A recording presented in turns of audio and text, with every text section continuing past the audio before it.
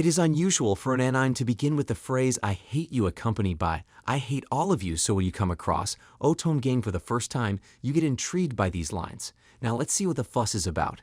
The anime opens up with a middle-aged guy who has bags underneath his eyes from playing an Otome game which he hates.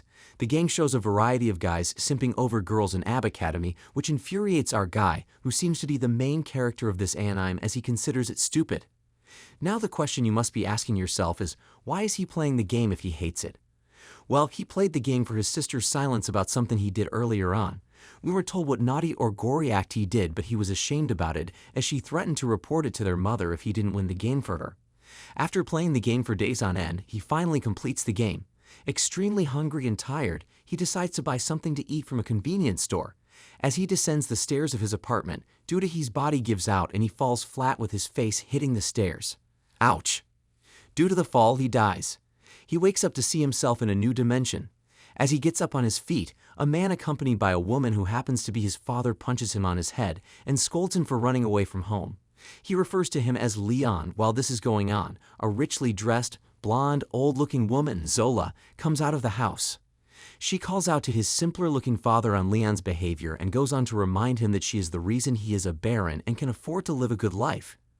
Later that evening, his brother explains that they are called mobs, and unlike his sister who got to stay in the main house, they were to stay in the shed as they aren't Zola's children.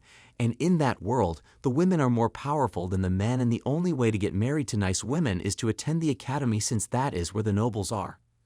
On hearing this, a familiarity of the event occurred to him as he realized that life there sounded like the Otome game he was playing. All doubts are cleared when he sees the exact logo from the academy in his game on a book his brother closes in front of him. 10 years later, Leon has grown up, he is more manly, and seems to have gotten used to life as a mob.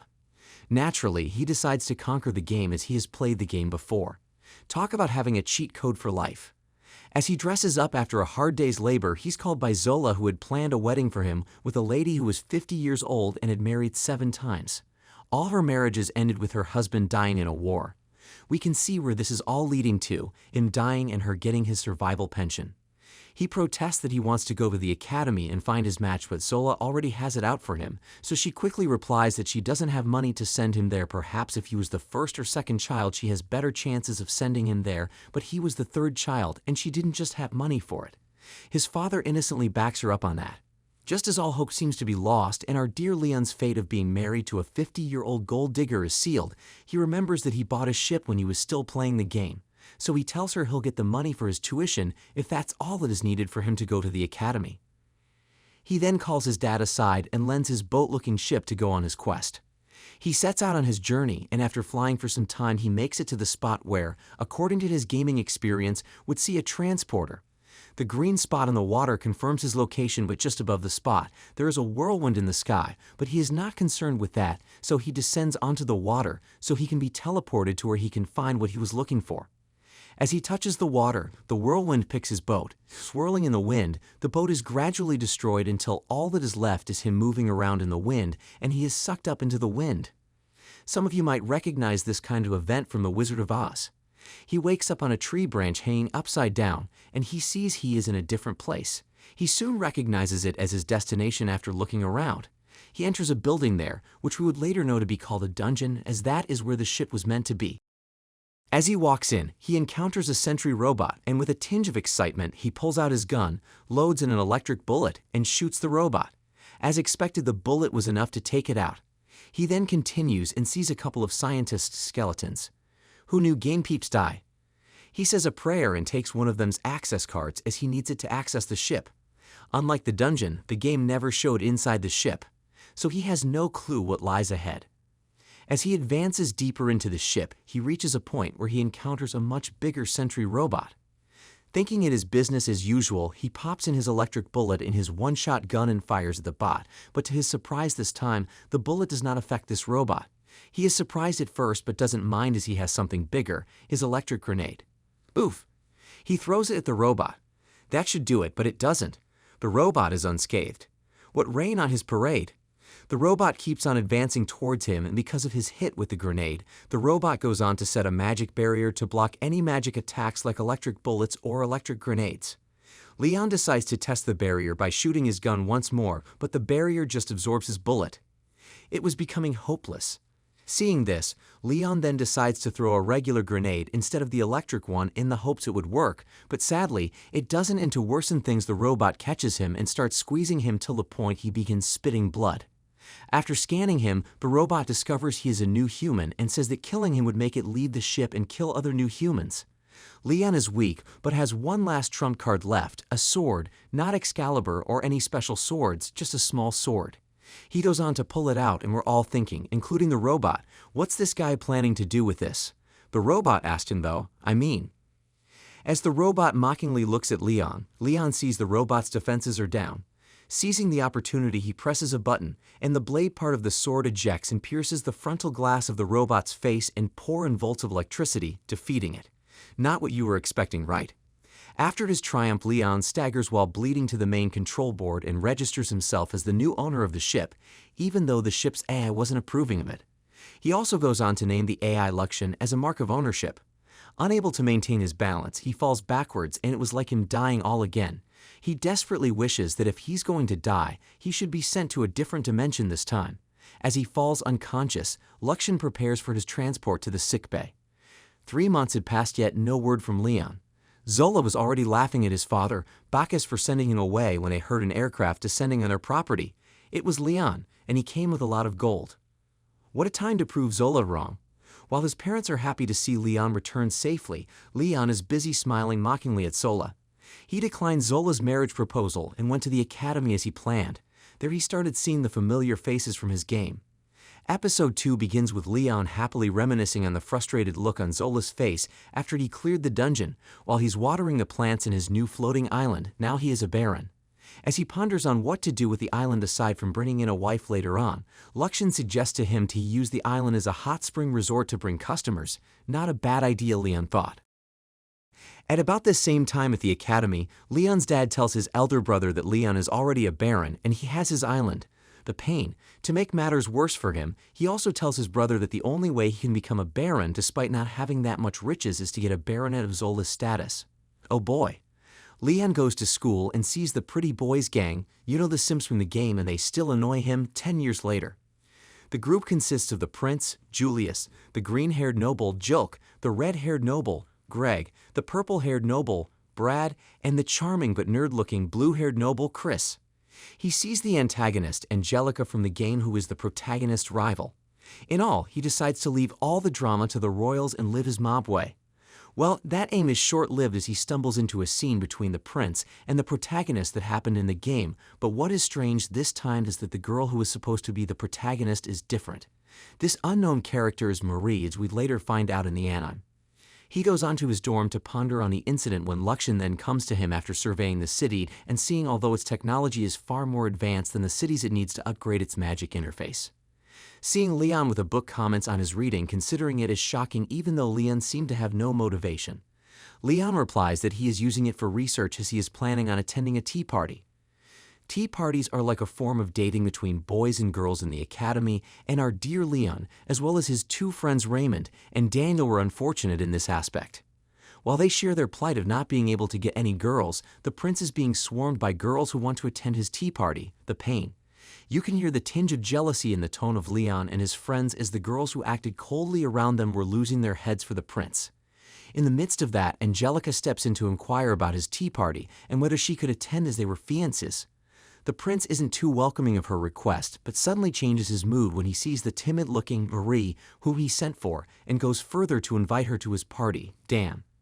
As you might have guessed, Angelica didn't take it too lightly, but he didn't mind. They soon had a class on tea parties hosted by a teacher dressed elegantly with a glass on one eye. You know, like that character from Spy X Family that's obsessed with elegance. Of course, our MC Leon wasn't a tad bit interested in the class. Seeing this, the teacher welcomes him on stage, and after he is done with him, let's just say he sparked a love for tea parties in Leon, who then shortly after hosts one of his own. He even invited a fine girl that on arrival is accompanied by her not-so-appealing friends. Talk about a rain on your parade. They eat all the snacks while complaining about them as well. After they are done, they urge Leon to buy better snacks next time, clean their mouths, and go on to prepare for the prince's tea party. What the? As they exit the room, Leon sees a group of girls beating up a girl, who he recognizes as the real protagonist of the game he played. Her name is Olivia. After the girls leave her, he goes to her aid and with utmost elegance invites her for some tea. He gives her some of the snacks he has left from his somewhat failed tea party, and as they converse, he finds out she was a nice person contrary to his opinion of her when he played the game. To prevent further bullying, he goes further to introduce her to his elder sister, Jenna, who tells her of a way to get in the good books of the most popular girl in her class, Angelica, yes, the prince's fiancée. With Leon's help and money, she can resolve the issue. Their next class is exploration, and unlucky for Leon, Raymond, and Daniel ditch the class, so it is just him and Olivia. Oh yeah, plus the pretty boys gang and his other classmates. They were to go to the 3rd floor of the dungeon to collect crystals. As Leon and Olivia set out, they hear the shout of Angelica talking to Mary to stay away from the prince. The prince swiftly jumps in between them and reprimands Angelica for doing so. His friends also back him, saying Angelica should keep her outside relationship outside and not bother them with it. In a world where women were supreme, she was the exception. Leon and Olivia head out to dig crystals ahead of the others because according to Leon, they wanted to use them as meat shields for whatever monsters might be ahead. Well, they encountered some monsters soon enough, life-size black ants. Leon sprang into action and killed the ants, but as he combated them, a monkey-like creature bit him on the arm. He killed it though, but more ants kept on coming and he was injured. That was when the prince and friends came from the rear and fought off the ants. Contrary to Angelica's wishes, the prince fought an ant and got bruised in the process. Marie, who was with him, quickly heals him discreetly as she only wanted the prince to know of her secret. On the other hand, Olivia heals Leon too. The prince and his party forged on into the dungeon, and as he walked hand in hand with Marie, Leon kept on thinking who this strange character might be. The episode opens with some students burning Marie's things, and the prince is forced to reprimand Angelica as he feels that she instructed it. Poor Angelica, oblivious to any of the acts, claims she has nothing to do with it, but alas, her pleas fall on deaf ears. Meanwhile, the unlucky triad of Raymond, Daniel, and Leon gathered as usual to discuss their plight of not having any feminine prospects. I'm sure some of you can relate. Amid their whining, Leon has his mind distracted as he keeps thinking of Marie and who she might be. He later goes to the library to talk to Olivia about Mary to get an insight as to why she was bullied. That was when Olivia tells him that the only encounter she had with Marie, she saw Marie in the garden all alone and she tried to talk to her, but Marie angrily told her she hated girls like her. Not so much to go with there. As they were discussing, they heard a noise in the library. It was a guy and a girl whispering, and from the sounds of it, they'd wanted to get their freak on. Leon goes on to investigate, and Olivia tries to stop him, all to no avail. They ended up seeing that it was Mary kissing one of the prince's friends, Brad, who knew the timid girl was also a player. Astonished by the sight, Olivia calls out to Mary, but Leon is quick to cover her mouth. As Marie returns to her dorm, she's met on the way by the prince and Jilk. They then asked her if she had any servants, and when she replied she didn't, they offered to hire one for her. On hearing about this from her friends, Angelica is sad and angry as she knows what it means for a guy to offer a lady a slave. Her sadness deepens as she thinks back on how she has lived her life solely for the prince. Back in Leon's dorm, his elder sister, Jenna, barges into his room, warning him to stay away from the prince and Angelica's affairs as she didn't want him to fall into the prince's bad books, that it would be problematic for him when the prince eventually turned king. Yes, as you might have guessed, he did the opposite. A few days later, at what seems to be a school dance and another unlucky night for the unlucky triad, as they are damned by one too many girls. The evening comes to its climax when Angelica sees Marie with the prince and his friends. She begins by calling her out in what is meant to be a reveal that she was involved with all of them. Sadly, the news didn't cause the division she expected as they attested to the fact that it was true. They even professed their love for Marie, with the prince declaring his love for Marie was the greatest. What a sad time to be Angelica.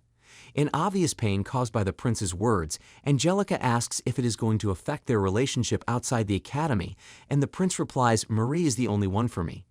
That was just painful to watch. In spite, Angelica pulls off one of her sleeve gloves and throws it at Marie to challenge her to a duel. At first, Marie hesitates to pick it up, but the prince convinces her that he'll be her champion in the duel. Not to be outlasted by the prince, his friends also volunteered to be her champions as well. The Simpoys are at it again. Now Angelica looked with utmost surprise and tears in her eyes as the prince had left her, and none of her followers or friends tried to stand up for her to fight. She was the duke's daughter and the most popular girl in school, but she was truly all alone in this. That's when our boy, Leon, decided to represent her. He didn't have any feelings for her, nor had any affiliations with her, but he knew what would happen to her if she lost, that Marie was most likely not a game character but a human who got reincarnated like him, and that he hated the prince and his friends. With a cunning smile on his face, he goes forward to declare himself as her champion. Like the other students in the hall, including Raymond, Daniel, and Olivia, Angelica is surprised that Leon of all people would decide to defend her, but as they say, beggars can't be choosers, so she agreed and it was set. Leon to face the prince and his friends in a 5-on-1 match. The whole hall is buzzing. The next day, Leon comes to find his room vandalized as the students force Raymond and Daniel to spoil his room. Luckily, Luxin had it on tape.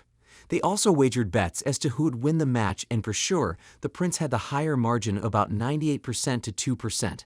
The 2% is for Leon. Angelica comes to meet Leon in his vandalized room to tell him that he could choose to not go on with it as her parents had scolded her for it and she didn't want it anymore. She added that she had come to terms with her fate of being sent to the borderlands or married off to a baron of backcountry island, but Leon is very optimistic and says he'd win it for her. On the match day in Leon's corner, Luxin had gotten Leon ready for the fight, and as Leon entered the arena to fight, he is met with boos from the audience composed of students. That doesn't faze our main character. If anything, he is fired up, and as he looks closely at the crowd, he sees his two friends with their red cards in their pockets indicating they placed a bet for him to win. He has to win this. He saw Olivia earlier, who wished him good luck but didn't bet on his match because she was against gambling. I'd have asked what are your thoughts on gambling, but we'll focus on the story for now. At the other side of the arena is the prince and his friends with their robots, each conforming to the color of their hair. I say cringed, but it was nice. Seeing Leon didn't have any, they laughed at him, but just as they laughed at his robot, arrogance landed from the sky. What an entrance. The laughs only grew wilder in the arena this time because his robot looked stupid, but Leon smiled. Unlike the other episodes that had a lot of talking scenes, episode 4 was raked with action, or should I say one-sided beatdowns. Yeah. Let's get into it. So after Leon had been laughed at for his odd-looking armor/robot, the fight eventually started. The first bout is between him and Brad. And of course, the narcissistic Brad starts trash-talking him and making fun of his armor. To a person who knew all of his capabilities because he had played him as a character in the game, all of Brad's rants were meaningless. So were his battle moves. The pre-fight has a surprising turn when Leon pulls out a shovel instead of a sword. He used the suit earlier to dig as a form of test run, so he forgot to replace the sword. Of course, everyone laughs at him. The fight starts and goes as Leon expects. Brad sends out his drone attack and charges at the same time. Damn, a planned simultaneous attack. Since it was already anticipated, Leon dodges them all and with a single hit knocks Brad out. Talk about all talk and no funk. The whole arena is silent after this first fight as they are all shocked, even Angelica and Olivia. No one cheered for Leon because most of them had bet their money on the nobles. Shortly the second fight is set, Leon versus Greg. Now Greg is more of a hot-tempered guy than the rest, and he feels Leon wasn't strong but his armor was. A convenient excuse, I'd say. The fight begins and unlike Brad, Greg puts more hits in. They are all blocked though, but looking at the fight from one point of view it looks like Greg is winning. Alas, Leon's comeback started when he broke Greg's charging lance, and then the beatdown begins as Leon continuously bashes Greg with his shovel until his armor fell. Leon didn't stop there. He starts ripping the armor piece by piece till it is just Greg left. Sheesh. Greg has some more fight left it seems, or he is just foolish. Well, he picks up what is left of the pole of his lance and uses it to continually hit the foot of Leon's armor. No damage whatsoever is done. A low moment in this character's life, I'd say. The referee awards Leon the match out of pity for Greg's behavior, and the audience does not seem so pleased with Greg either. The third fight is set for Chris versus Leon. Like Greg, Chris comes in with the determination to not underestimate Leon, and he even tells Leon to take the fight seriously, and of course, Leon sarcastically says he would. If anything, that was a professional courtesy from Leon. The fight begins, and knowing Chris is a master swordsman while he played the game, Leon tells Luxin to deploy drone attacks, and he keeps on shooting at Chris from multiple directions. Chris doesn't believe it to be fair play. Well, a loser always has something to say. He lost as expected. After this round, they go on a break. During the break, Jilk, in a bid to win at all costs and prevent Leon from facing off with the prince, goes on to convince, or rather order Jenna to rig Leon's armor with bombs. Luxin immediately reports the bombs to Leon, but Leon, already knowing the bombs from the game, knows they wouldn't hurt his armor and went on to fight with it even though it was loaded on board. Dan bruh. The fight starts with Jilk throwing smoke bombs to block Leon's view, and shooting at Leon in the smoke. As the smoke clears, he sees the bullets do not affect Leon, so he resorts to his plan B, the bombs. He flies away from Leon to not get caught in the explosion, then detonates it with magic. The explosion resounded in the arena, even leaving Jenna scared for her little brother, but as the smoke cleared from where Leon was, he wasn't there anymore. Jilk looks up to see Leon, looking at him, and with a single strike, Leon sends him hurling to the ground. Well folks, that was all for that match. The audience is still stunned, Angelica is surprised by his strength, and Marie is furious that a mob character is ruining her plans. She knew the other nobles were weak, which was why she gave her brother the game to play for her initially. You heard right, her brother played the game. Could it be? The final round is about to begin. Leon versus Julius, the prince. Can the prince be a much-needed turnaround in this one-sided battle? With the hype surrounding this fight and the prince's sturdy shield going against Leon's strong shovel, one would expect a lot of fights. But it was more of a lot of words. Not just words, but hurtful words hurled between both parties and Angelica. The highlight of the fight is when the prince says that Marie loves him and all Angelica has for him is an imposition. He also demanded that she stay away from him. Angelica, hearing this, shed tears as she is truly sad. Leon, after calculating the risks, furiously blasts the prince's armor, shattering it completely, making him the winner. On losing the match, the prince and the nobles are stripped of their titles. Leon, on the other hand, peacefully goes to make peace with the duke's family before exiting the school for good. Yes, that was the consequence of going against the prince. Contrary to Leon's plans, the king is touched by Leon's nobility, welcomes him back to the academy, and promotes him to a knight. What? Even Leon is shocked as well.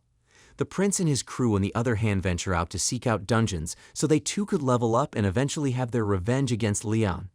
Having made peace with the duke's family, the duke allows Angelica to spend the holiday on Leon's island. She is accompanied by Olivia, and she sure shows Zola who is the boss. We've come to our final episode in this video, guys, and actually the easiest going so far compared to prior episodes is the academy is holding a tea festival where students are allowed to set up shop and sell tea. In Leon's shop are Raymond, Daniel, Angelica, Olivia, and Leon. After they tirelessly set up their cafe, and Angelica and Olivia don their cute maid gowns. Hawaii, I must add.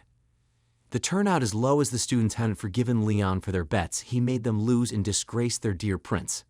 Like the day couldn't get any worse. Ranting about the low turnout, Leon goes outside to see a group of girls surrounding a tall figure. It is the prince. He owns the stall next to Leon's, and his whole gang, including Marie, are back. They too have a cafe, and with Marie as their planner, they are ready to milk the market. On sighting Leon, the prince goes over to meet him to tell him of their cafe and their plan to defeat him. Without wasting any time, Leon rushes over to see for himself the competition. He then discovers that the so-called cafe is a bar and their selling point is the prince and his friends dressing like the stewards. It is thanks to Marie's planning. He doesn't mind though. Olivia and Angelica then go to the school compound area to invite more students to patronize their cafe. That is when Angelica runs into the queen, who disguises herself as a normal person to see Leon. Olivia, on the other hand, meets a mysterious student, Carla Fuwain, who also wants to see Leon. Unlike the queen, she needs his help. As the episode draws to a close, Carla eventually gets to meet Leon and asks for his help. That would have been a normal scene if she didn't have a weird smile on her face. Does she have something planned for him? Is she an associate of Marie? Is Carla a human like Leon and Marie? Or is she just an ordinary character he hasn't seen in the game before? We've come to the end of this video. If you enjoyed it and would like a second part of the video, kindly like, subscribe, and comment. Thank you. Till next time.